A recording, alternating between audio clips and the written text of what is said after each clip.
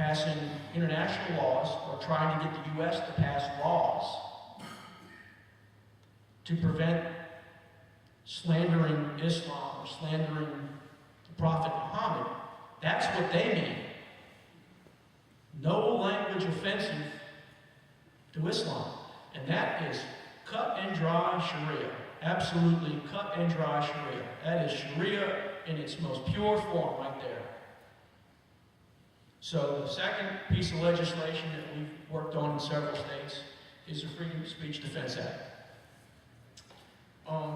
It's another piece of legislation that's a little bit off the beaten path here, which I'm going to bring up because I think it's very important, again, because of current events. In 2004, Frank, working with a colleague of his named Roger Robinson, came up with the information that America's public pension systems, let me rephrase that, America's taxpayer-supported public pension systems were heavily invested in foreign companies that were doing business in terrorist-sponsoring nations, especially the Islamic Republic of Iran, the world's foremost sponsor of jihadist terrorism. While it was illegal for U.S. companies to directly do business in Iran, many foreign companies continued to do business in Iran, and then pension systems like the Virginia State Retirement System, retirement systems around the country, were invested in those companies to the tune of billions of dollars. In August of 2004, the Center for Security Policy published a report called The Terrorism Investments of the 50 States, in which we identified the holdings of a lot of these pension systems, and we embarked upon something called the Divest Terror Initiative. And over the years, we've gotten 21 states to divest their state pension systems from foreign companies doing business in countries like Iran, Sudan, and Syria, which were countries that were on the State Department's official list of terrorist-sponsoring nations. Every morning I wake up and I expect to see that list dwindle, because it seems like every year they take another country off that list for no good reason, but right now those countries are still on that list. Iran, Sudan, and Syria. And, we've done this in 21 states. I can tell you right now that Virginia's not one of them. Virginia, your taxpayer-supported pension systems, your tax dollars are going to investments in the publicly traded stock of companies that are providing corporate life support to the Ayatollahs in Iran. They could not do what they do if they did not have the help of world corporations. Iran doesn't have enough native expertise or enough resources outside of oil and gas to even have a robust oil and gas industry. They are completely dependent on foreign companies for their oil and gas infrastructure, for exploration, for production, and for transport to market. They do a very, very small bit of refining. They do almost no refining. So they have to send their products to market somewhere else to be refined.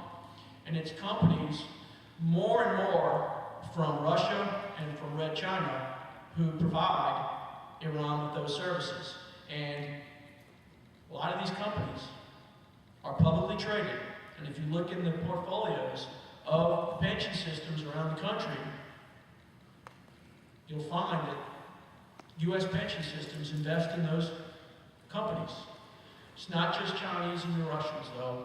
There's French companies, German companies, Norwegian companies, British companies.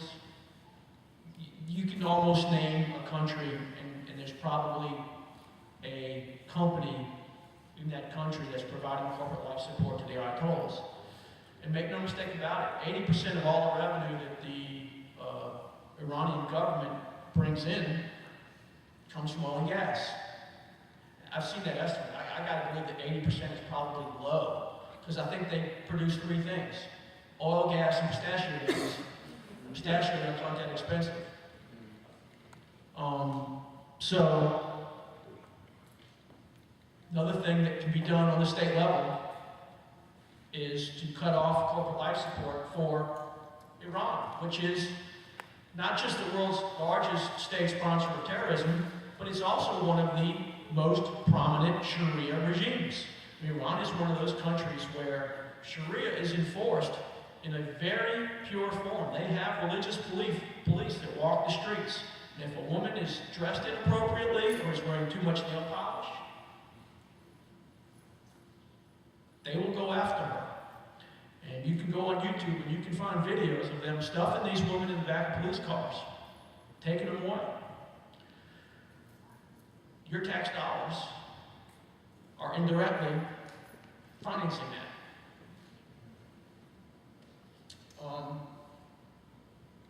We'll get back to the domestic scene primarily at this point. One of the things that the Muslim Brotherhood and other Islamists around the world are very good at is infiltrating our education system, especially our higher education system in this country. You may know that Georgetown got $20 million from a Saudi prince. Harvard got $20 million for their law school from a Saudi prince. They now have a Sharia finance department at Harvard Law School, have had for several years. I went to a seminar there. I felt like I was on Mars. It was really just the most unbelievable 3 days I've ever spent in my life. Sitting there in a hallway in Harvard Law School, listening to this gobbledygook about how great the Muslim Brotherhood was. And when I say how great the Muslim Brotherhood was, they had guys getting up and saying how great the Muslim Brotherhood is. Harvard Law School, it was 2009. But it's not just Harvard and Georgetown that get money from these foreign donors. Now, why do you suppose these foreign donors give millions of dollars to these universities? Why do you suppose? Yes, sir. So they put president in the White House in the future. Is that why That's part of it right there. That's right. Is that why Obama covered the cross at Georgetown? Maybe that's it. I heard about that. Maybe that's the reason. I remember when that happened. Maybe that's the reason. But shortly after Bush 41 got out of office, they established his presidential library at Texas A&M. About that same time, coincidentally, rich Saudi prince dumped a whole bunch of money on Texas A&M. Shortly after President Clinton left office, established a presidential library somewhere in Arkansas, probably right next to a trailer park. And a rich Saudi prince dumped a bunch of money on the University of Arkansas. Now, there's nothing we can do to stop this. But we can make them disclose it. Because just as this gentleman said, there's two aspects to this. First one is, when they give money to a university, they usually do it to have them establish an Islamic studies department and or a Middle Eastern studies department. So then they become the people who are educating our young minds about the situation in the Middle East and about Islam and things like Sharia. I went to a predominantly Jewish school growing up, for grammar school and high school. A cousin of mine went to that same school. I graduated in 1981 from high school. A cousin of mine graduated from that same school 3 years ago. And he knows what I do for a living, and whenever he sees me, he tries to engage me in conversation. When I'm not agile enough to escape, I have to listen to this kind of stuff, because when he was at that same high school, predominantly Jewish high school, they taught a short course in the Arab-Israeli conflict. And he came up to me and he said, "Boy, I'm learning a lot in this class about the Arab-Israeli conflict. And boy, I don't like Israel anymore." And this was at Isidore Newman School in New Orleans, Louisiana. And so these are the kinds of things that are happening in our education system, and it's happening more on the collegiate level than it is on the grammar school and the high school level, although it is happening at that level as well. Basically what happens is they come in and they give a lot of money to establish these departments, and then they install their faculty. I had a brush with a couple of faculty members at Louisiana State University after a speech I gave outside of Baton Rouge a few years ago, in which I talked about Taqiyya, I talked about the Muslim Brotherhood, and a reporter for the Baton Rouge Advocate was there, and he took my comments and went to talk to these two professors at LSU, and they talked about how icky a person I must have been to say those awful things. I did a background check on these two professors, and one of them had been a visiting professor at the University of Tehran 3 summers in a row. Now, how does that happen? And this is somebody who's on the state payroll in Louisiana. 3 summers in a row, visiting professor at the University of Tehran. They don't invite you back if they don't like what you're doing. And the other one looked at her background, and she straight from Saudi Arabia, went to school in Saudi Arabia, educated completely in Saudi Arabia, came to the United States to be a professor at LSU. And it's not just LSU, it's not just Texas A&M, it's not just Arkansas, it's not just Georgetown, it's not just Harvard. It's all over the place. They've got a lot of money. Yes, ma'am? Have you found that they've also been doing the same thing in the medical establishments? Yes, I'll comment on that in a moment. That's an interesting point that you bring up. I would not have mentioned that, but I'm glad you brought it up, because I have a small anecdote to share with you on that.